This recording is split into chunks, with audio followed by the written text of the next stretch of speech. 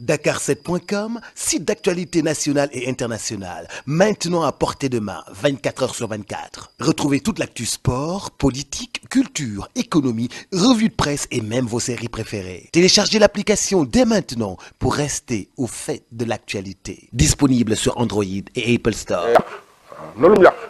am na lu mu yàq comme wax na la ko 150 milliards yooyu mais jéem na rattrapé di ko may la bi crise bi ñëwee xam na ne dañ ko trompé la ma ko xoon muy dëgg dafa maa woowaat bien que tëj na ma kaso 2004 jël sama milliard mais 2009 dama woo 2008 ñu géré crise bi crise bi jàllee mu def ma conseil économique et social mi ngi ni 2009 lañ ko installé parce que woon naa ko lu tax mu def ma conseil économique et social jox ma passeport diplomatique jox ma oto di ma fay 500 000 francs par mois mais compte sans compte sama liggéey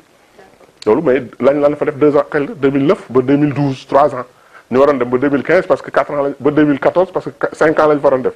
mu ñëw Macky Sall daal di dissoudre conseil bi daal di def conseil économique et social xaw ma social et environnemental léegi dax ñun ñi nga xam ne ñoo fa nekkoon te ñu amoon ay privilèges am na ci ñoo xam ne dañoo sax defoon ay contracté ay crédit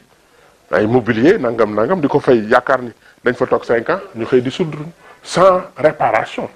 parce que boo defee une dissolution pareil da nga war a au moins réparer le préjudice parce que ces gens là dañ leen a jël c'est des honnêtes citoyens nga jël leen dugal leen ci benn structure ñuy war di fayu salaire war am ay avantages nga xëy subitement dindi ko je crois que du yoon te yow dañ la nommé dañ la fal en tant que suñuy carte ñoo la fal pour nga nekk président waaw yow dañ la fal nga ñëw ci suñu structure bi nga xam ne ci lañ nekkoon ñun di fa am teranga ak as néew lu bon xaj na man mën naa ko muñ mais am na ñoo xam mënuñu ko muñ waaw nga xëy di soudre kii boobu pour remplacer ko par encore un autre conseil en remplaçant en ajoutant tout simplement environnemental. dox naa ci bind na wax naa mais ba léegi premier ministre bi ma bindee président dafa wax premier ministre ne ko ne ma recevoir premier ministre bind ma ni président nee na ko mu recevoir ma waaye dafay préparer discours am politique générale lettre baa nga fi bu paree dina ma recevoir ba biig photo boobu nga gis xaj na bi may joxaj noonu c'était pour dire que fàttewuma la waaye nangam mais ba léegi recevoir uma président recevoir ma mais de façon amul problème man maa ngi toog xam nga man recevoir ma pour recevoir ma taxul may wax da may recevoir pour que ñu changer ànd liggéey mbir mi changer waaye recevoir pour ñu ñëw toog rek wax waaye amul njëriñ même boobu ma recevoir du sax te à distance ngay def li may wax wala di ma woo sax boole ma ak ay nit ñuy avancer man mën a comprendre mais loolu yëpp amul waaw xam naa mënuma ni man duma politicien di wax di ci génn man su ma waxee rek damay def moo tax li may wax damay xool baax li may wax mais daal su ma ne leen duma politique waxuma dëgg waxuma leen su ma leen duma mës a dugg ci politique waxuma la dëgg ndax Macky Sall ñoo ko fal te duñu ay politicien recevoir nañ ko ina quoi jàppale ko ba mu falu te la ma waxoon ni dana ko def ak ñun ba léegi maa ngi xaar jotaguma ci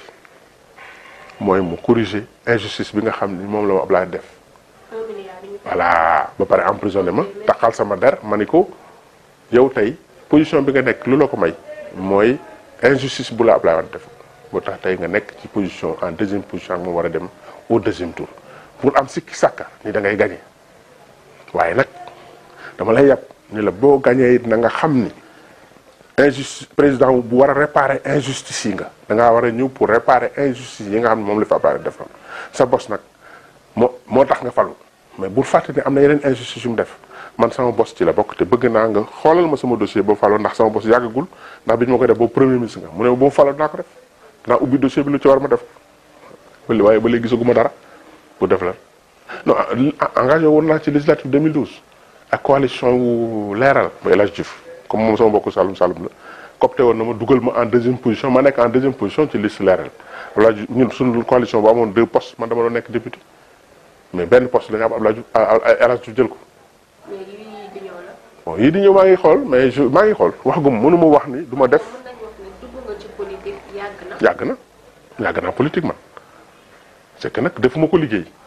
maanaam muy sama activité presque non man damay liggéey bu politique jotee ma politique bu paree ma def waat ma nekk dellu sama liggéey mais politique 12 mois sur 12 man xawma ko échéance yi daal bu jubsee en 2012 bi affaire bi ñàngee bi lang gi daaree ba réew mi nar a tàkk créé nation benn mouvement fii bu ñuy wax visa mouvement boobu dem na seeti les prétendants là les candidats il y avait 14 candidats ñu seeti leen pour tempérer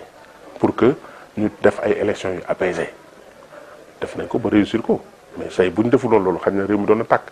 waaye ñun sotti nañ suñu siwo ndox wala suñu bañaaru ndox ba réew mi tàkkul. kon du ñu nangu benn politicien di taal suñu réew boo ko naree taal ñun dañ bu ñu la naxee nga të dañ ko jëflante yow mais du ñu la seetaan nga taal bomb bi jamais loolu nag ci la ñu nekk démb ak bëgg dem tey ci la ñu nekk ëllëg ci la ñu nekk.